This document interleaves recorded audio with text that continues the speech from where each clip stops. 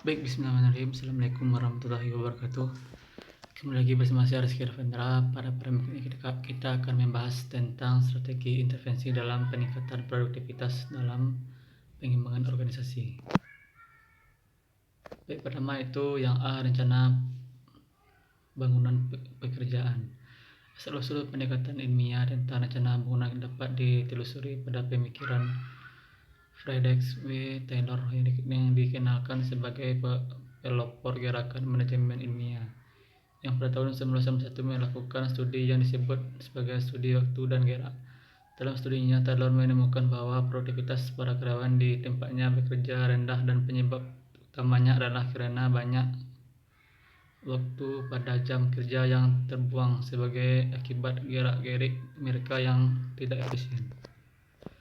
Selanjutnya, agar rencana bangunan ulangan pekerjaan menjadi suatu instrumen pekerjaan, hal-hal yang berikut mutlak perlu mendapat perhatian. Yang pertama itu, rancang bangunan harus merupakan faktor motivasional bagi para karyawan untuk menampilkan kinerja yang lebih memuaskan. Yang kedua, rancang bangunan pekerjaan harus bersifat tailor-made atau dalam arti disesuaikan dengan situasi spesifik yang dihadapi dalam penyelesaian tugas. Yang ketiga, pekerjaan harus berupa status pekerjaan yang alamiah dan utuh, yang berarti tidak semata-mata pemberhitungannya jenis spesialisasi yang diperlukan adalah para karyawan, meskipun spesialisasi tetap penting dalam organisasi yang besar dan kompleks.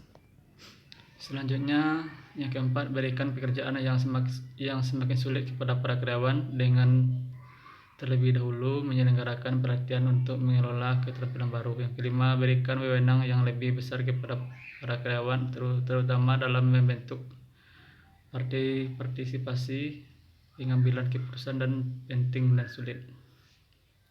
Yang keenam, upayakan agar dalam satu kelompok kerja terdapat seorang atau beberapa ahli yang mampu berperan sebagai tempat bertanya, minta bantuan, dan atau sebagai sumber informasi.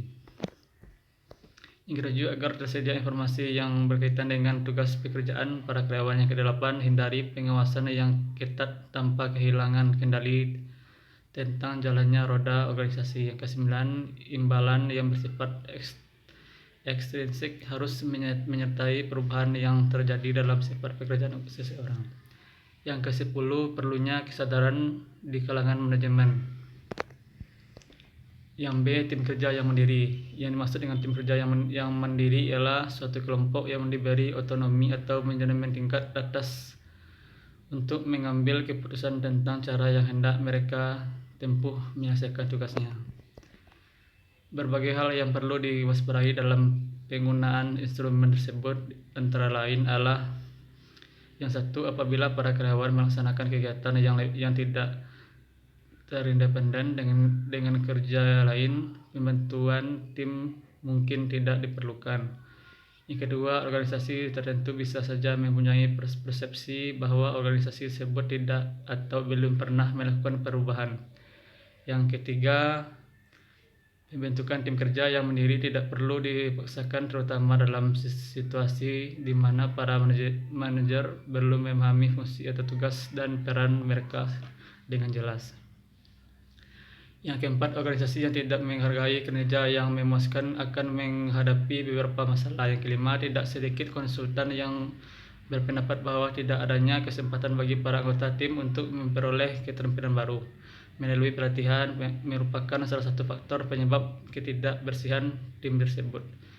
Yang keenam, jika suatu organisasi mengubah tipe dan struktur hingga menjadi lebih atau datar, salah satu akibatnya ialah berkurangnya kesempatan untuk meningkatkan karir bagi para karyawan, terutama karir yang bersifat manajerial. Yang C, gugus kendali mutu. Gugus kendali mutu adalah sekelompok karyawan yang secara sukarela bertemu secara berkala-kala, misalnya sekali seminggu atau sekali sebulan, untuk mendiskusikan, menganalisis, dan menyerahkan perencanaan terhadap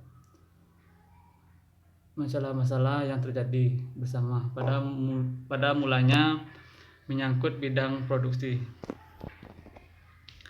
Dalam satu gugus kendali mutu biasanya terdapat 3 unsur, yaitu yang pertama para anggota, seorang pemimpin kelompok, dan seorang yang berperan sebagai fasilitator. Yang kedua, pemimpin kelompok yang dapat dijabat oleh seorang penyelia formula atau seorang pemimpin informal yang disepakati bersama, bertindak selaku moderator dan mengarahkan kegiatan gugus.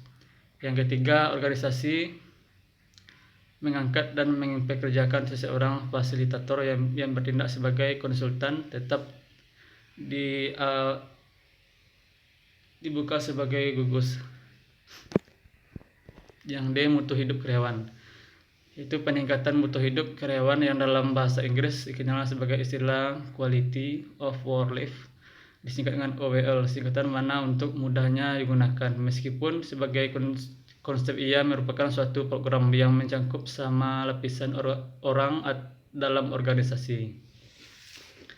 Selanjutnya, karena itulah OWL sering dipandang sebagai kegiatan PO, pengembangan organisasi, yang berlangsung pada lapisan bawah organisasi. Selanjutnya, terlepas dari adanya pihak yang pro dan kontra mengenai OWL, para ahli mengemukakan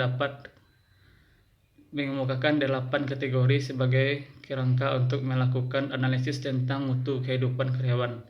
Itu yang pertama, imbalan yang memadai dan adil. Yang kedua, kondisi dan lingkungan pekerjaan yang aman dan sehat. Selanjutnya, adanya kesempatan untuk segera menggunakan dan mengembangkan kemampuan. Selanjutnya, kesempatan berkembang dan keamanan berkarya di masa depan. Selanjutnya, integrasi sosial dalam lingkungan kerja. Selanjutnya, ketaatan pada berbagai ketentuan formal dan normatif. Selanjutnya, keseimbangan antara kehidupan karyawan dan kehidupan pribadi. Selanjutnya, relevansi sosial kehidupan karyawan.